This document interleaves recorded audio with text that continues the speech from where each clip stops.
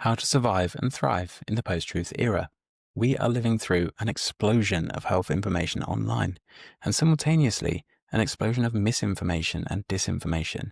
Every day, 720,000 hours of content are uploaded to YouTube. If we take a conservative estimate that 5% of this is health and fitness content, then we're looking at a staggering rate of uploads of 1,500 days of content uploaded every day.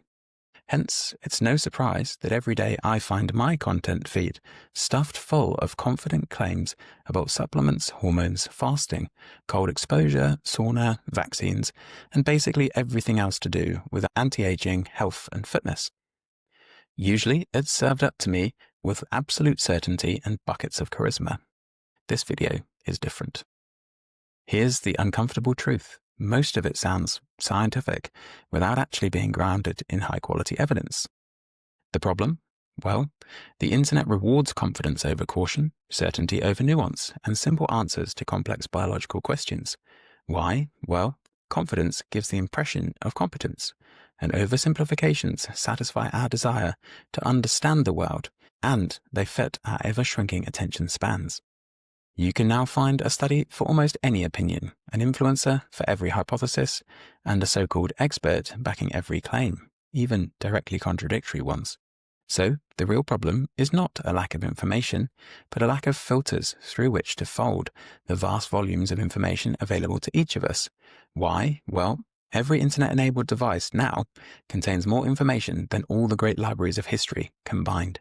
So, we've never known so much whilst thinking so little. The solution? Well, I'm a medical doctor, and the most important thing I learned in medical school wasn't facts, it was how to think critically about information.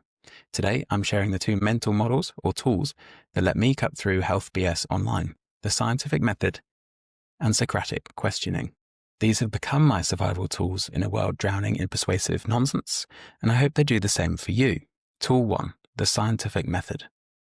The scientific method is simple, but somewhat unpopular because, well, it requires swallowing mouthful after mouthful of humble pie.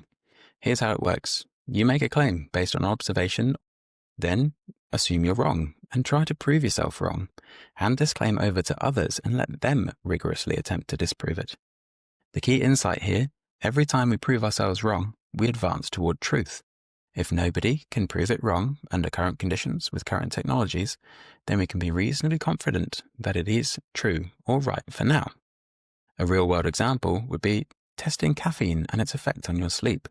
Let's say you remark that caffeine after 2 p.m. makes it harder for me to fall asleep. There's plenty of noise online in both directions, and if you simply search asking for a particular answer, ask and you shall receive. But what matters is what's true for you. Here's how you might go about testing it. Week 1, double espresso at 9 p.m. Track how long it takes you to fall asleep. Week 2, instant coffee at 5 p.m. Track sleep onset. Week 3, coffee at 2 p.m. Track sleep onset. Week 4, no afternoon coffee at all. Track sleep onset.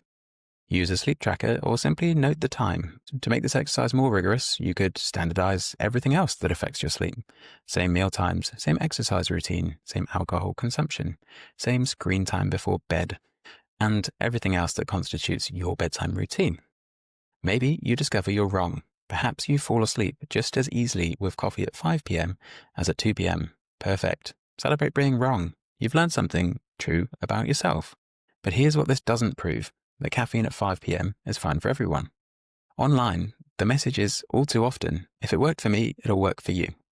This ignores individual differences and variables we haven't controlled for, including what the influencer is not telling you.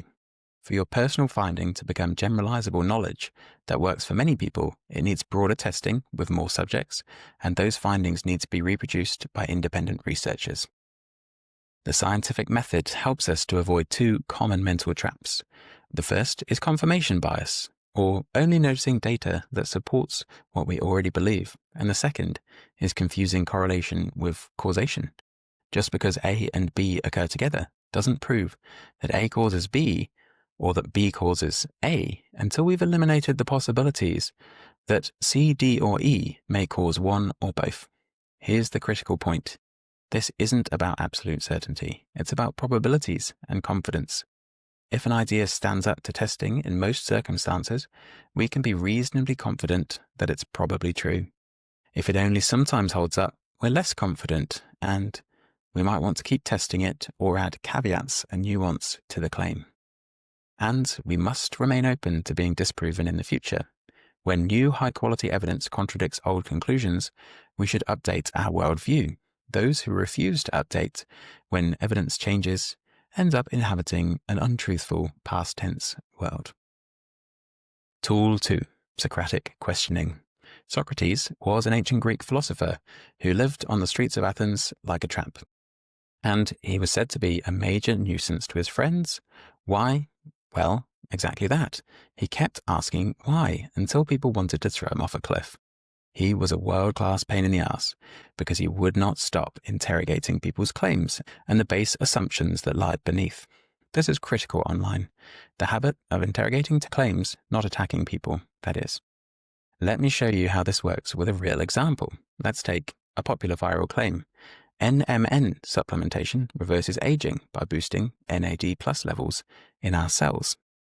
Question 1. The source. Why is this person publishing this content? Look them up. Are they selling NMN supplements? Do they have affiliate links? Many longevity influencers are heavily sponsored by supplement companies. Did they rep NMN supplements before they had affiliate links?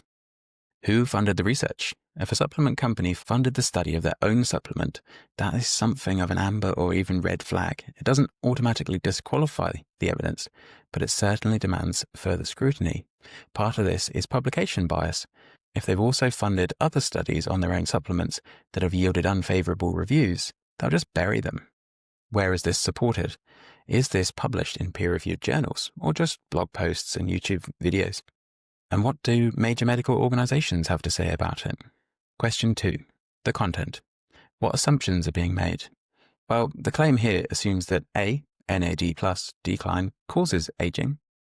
B, oral NMN raises NAD+ levels significantly in humans. C, raising NAD+ levels reverses aging processes. And D, that this is a safe long-term strategy. Which of these are actually proven? What evidence would disprove this claim? If nothing could disprove it, well, it's not science, but ideology.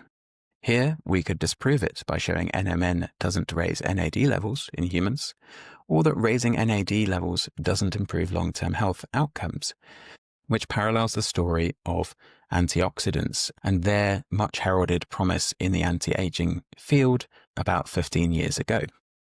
What alternative explanations exist? Maybe people taking NMN also exercise more, eat better, and/or are wealthier and better educated, all confounding variables that correlate with longer lifespan.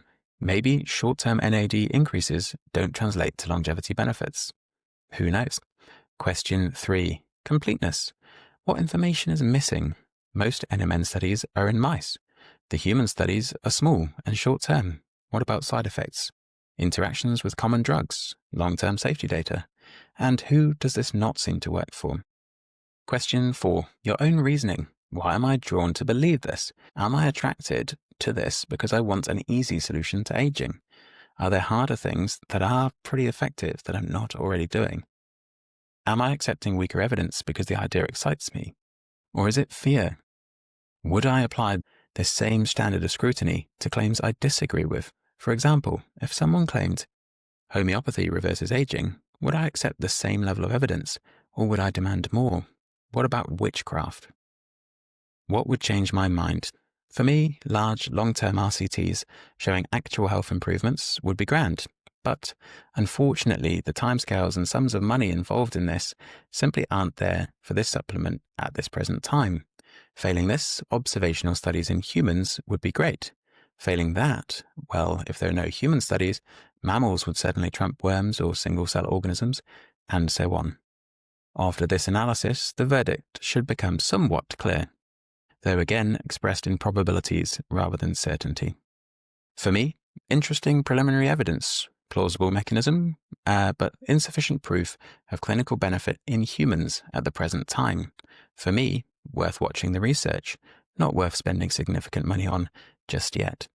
Though you may come to a different conclusion, and that's okay as long as your processes are rigorous and you are open to having your mind changed by future evidence and accepting the risks that come with acting on incomplete data, or not acting on incomplete data. So that's the Socratic method. Now, a few common pitfalls to avoid when searching for health information online. Here's what sophisticated misinformation might look like. I've partnered with. Doesn't sound like selling, but check the description for affiliate links to the exact supplements mentioned, and you'll likely find that the influencer is selling you something. Studies show. Sometimes this is deliberately vague, and sometimes that's because they're referring to a single study with 12 mice over 3 days.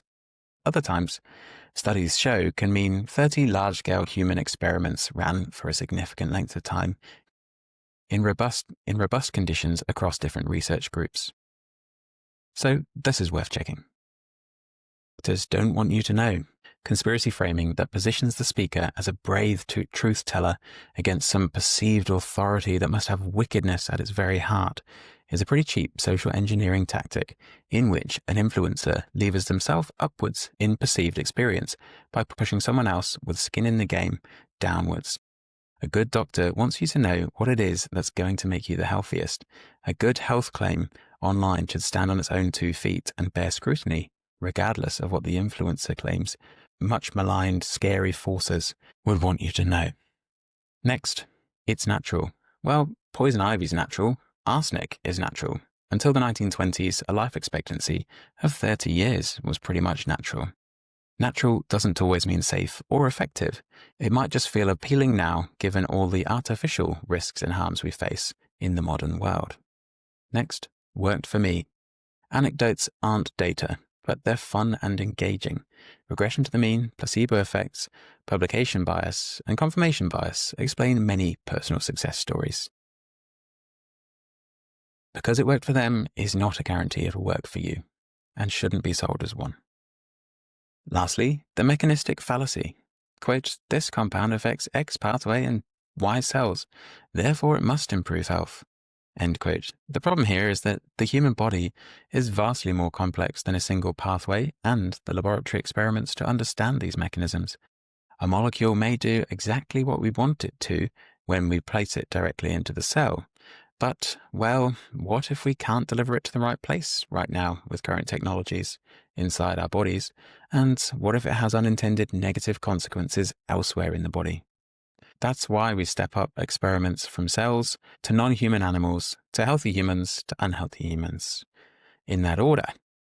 So to wrap it up, here's your action item. Pick one health claim you currently believe or are curious about and run it through both tools. Try to disprove it using the scientific method. Interrogate it with Socratic questioning. If it falls apart, great. Time and money saved and knowledge gained. If it stands up, great. All the more reason to be confident in your assessment. What matters in medicine and online is what actually works, not what sounds exciting, nor how many subscribers the influencer has. We should be agnostic about trendy ideas and instead measure outcomes. But we should be willing to crack a few eggs and try to disprove our beliefs. If they hold up to scrutiny, well, they're all the more worth keeping. If they don't, we celebrate being wrong and moving closer to truth. And we should ask a whole lot of why questions. Why now? Why me? Why not another treatment? Why should I believe this source? And here's my final question for you. What health belief are you holding on to right now that you haven't actually tried to disprove? And what would convince you otherwise? Thank you for watching. If you've gotten something valuable out of the video, please consider liking and subscribing. Bye.